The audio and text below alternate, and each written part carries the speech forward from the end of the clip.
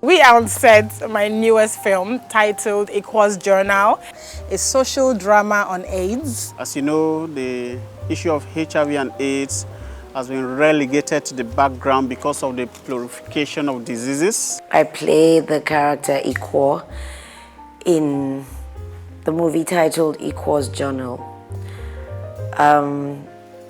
My Iquo is the older one. She's the one that had to go through the trauma of learning that she has full-blown AIDS.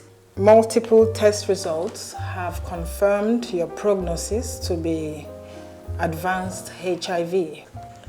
As soon as we got Kate Henshaw, who's the lead character in this particular film, because of the story, we needed a Kate Henshaw that would be at least 15 years younger. We searched everywhere for a look-alike, and we found a perfect match for Kate Henshaw. We waited for about 2 weeks. Different kinds of Kate Henshaws came up.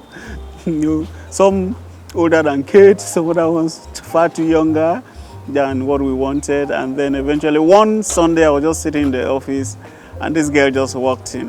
When I got the BC, I was having two minds about the audition, but I summoned courage and then I went for the audition. When I got a call back, I came for it, and then we shot Iquo'S Journal. Iquo'S Journal, a beautiful, dramatic story. And I'm privileged to be on a dream set. I got Femi Jacobs, who plays the lead male character, Banjo, fresh off the AMVC stage. When he got down, I handed him a check, and he has been fantastic. I'm glad that this is the film that I'm coming into. I mean, it really has renewed my faith in our ability to tell good, compelling story that people can relate to and learn from. And this has been one hell of experience. I mean, I've cried like 4 times on this set already. I don't cry that often. I don't cry, but this story will move you. You know, it'll educate you. It would enlighten you on the scourge of HIV, AIDS, and what you need to do when you're living with it, and how everybody around you needs to be. And from what I know, it's love, care from your loved ones. That's what will give you, that longevity. And then, of course, being dedicated to your drugs, taking it religiously, and you don't give up. You never know. One day you wake up, go and get tested. It's done and dusted, so you just have to have that positive outlook. No matter how dark it may loom, there's always a light at the end of the tunnel. We've seen so many stories that speak about AIDS and in the negative way, but now we're telling a story and we're leading towards the positive. When you have AIDS, what to do, what not to do, the people surrounding you, how do they carry you along, how do they react to the fact that you have the disease. It's not a very dark story. Yes, the subject matter could be referred to as dark, but there's a lot of positivity in it. There's a lot of action, there's a lot of drama, there's a lot of entertainment.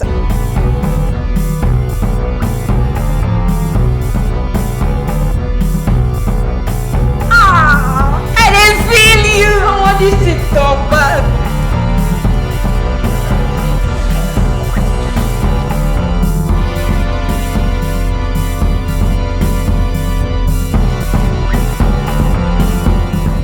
Papa now ready. Hey, before Uncle, whoa, today, Papa go show you say him still the kakaraka. My wife is a character beautifully portrayed by Kate Henshaw, and it's been a delight working with her. Someone who spent more than 20 years in Nollywood and such an experienced and well-rounded actor. And there's always a lot to learn from Kate. I mean, from the first film we did together, and up until now, and she's never changed. She's been her real, authentic, raw vivacious. She still knows her craft. She still is an actor's actor. She's a director's actor.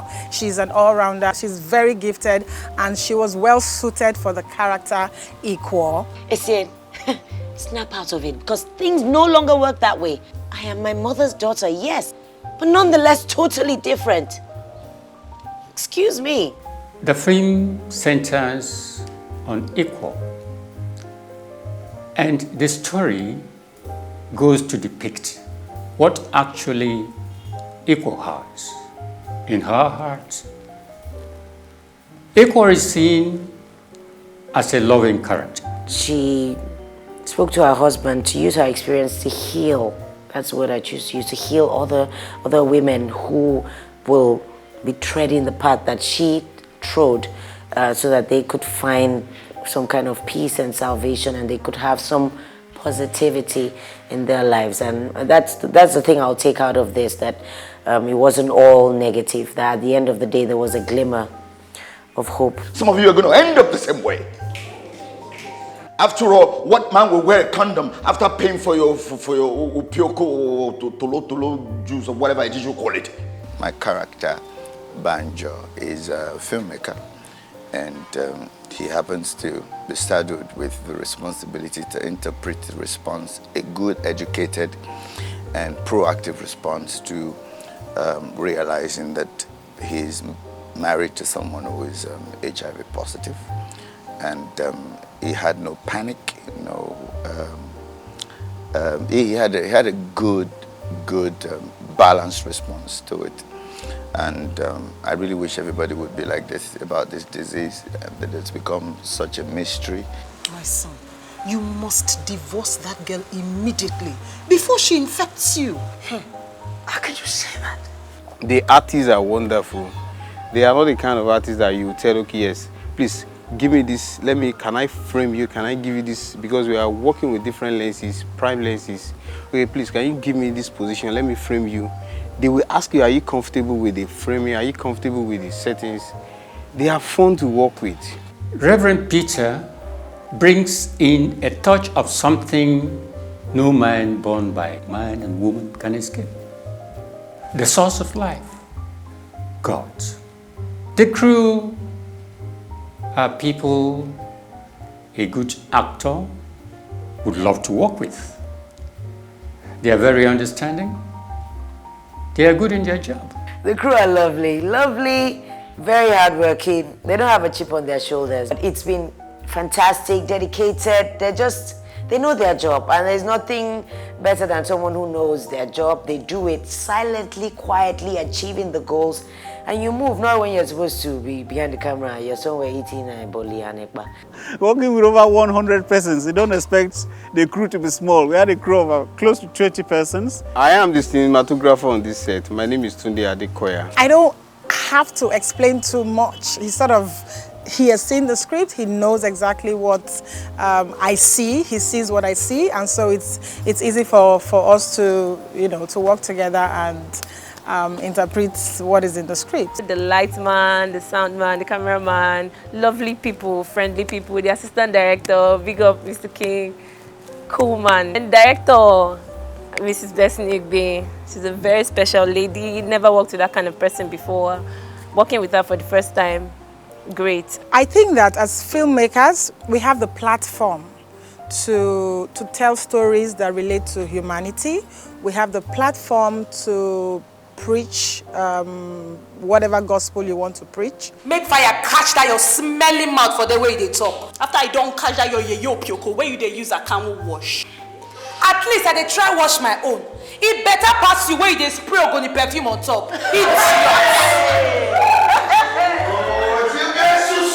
A very well-crafted story, beautifully written, full of suspense, intrigues, what you will expect from a beautiful writer. And for this film, Iquo'S Journal, we have chosen to tell a story that would touch the lives of people who may be living with HIV or who may know people that are living with HIV. I'm beginning to understand that female directors have an intuitive way of interpreting a story, and they have a way of knowing exactly what they want and because they relate both intellectually and emotionally with the story, they are able to tell the actor what to do, exactly what to emphasize in the nuances of his expression and interpretation to bring out the emotion that a story should ordinarily command, you know. And Blessing has been a fantastic.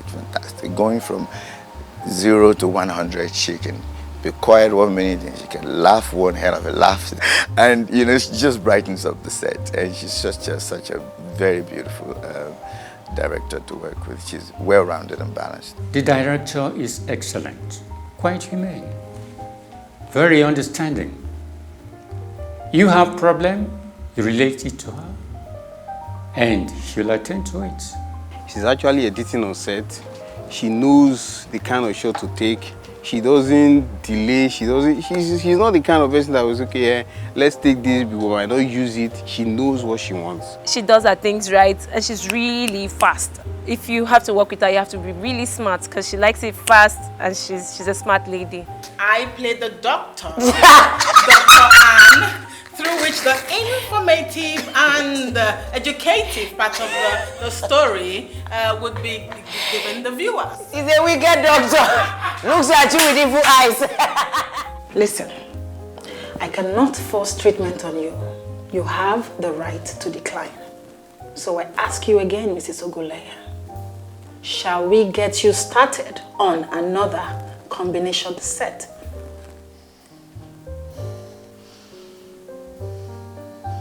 Yes, doctor.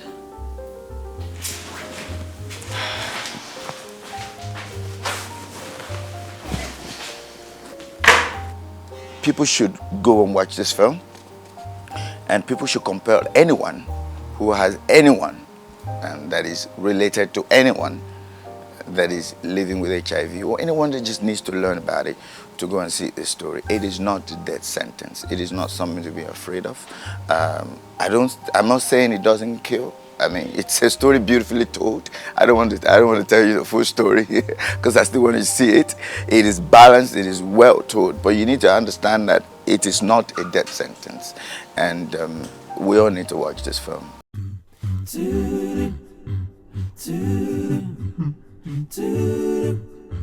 Oh my God, I'm gonna be a daddy.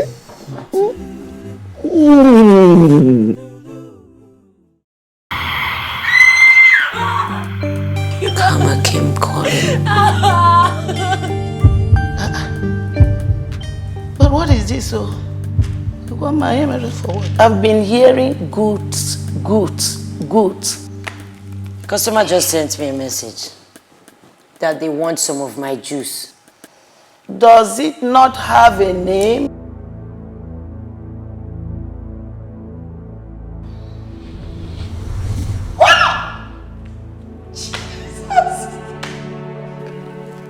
These are opportunistic infections, cancer-like Kaposi's sarcoma and lymphomas. Circumstances beyond my control pushed me into the trade. Sympathy you want, you're not going to get it from me. And you have to stop saying these things because you're beginning to sound like a common illiterate, someone who didn't go to school. You are so mean right now. It's impossible to look at you. Forgive me for refusing to come to terms with the fact that my life is on a dip and about to end. You must divorce that girl immediately before she infects you. How can you say that? Banjo, your father will be very angry with you if you go back to that girl. I may already be infected, you know that. Please, I love you. please.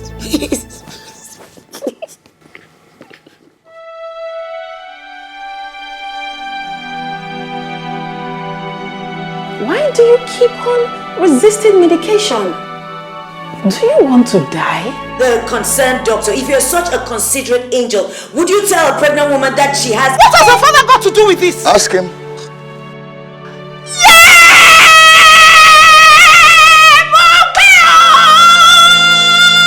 Is this your plan? To die and leave me in pain and sadness? Is it your plan to die and destroy the rare gift that is inside of you?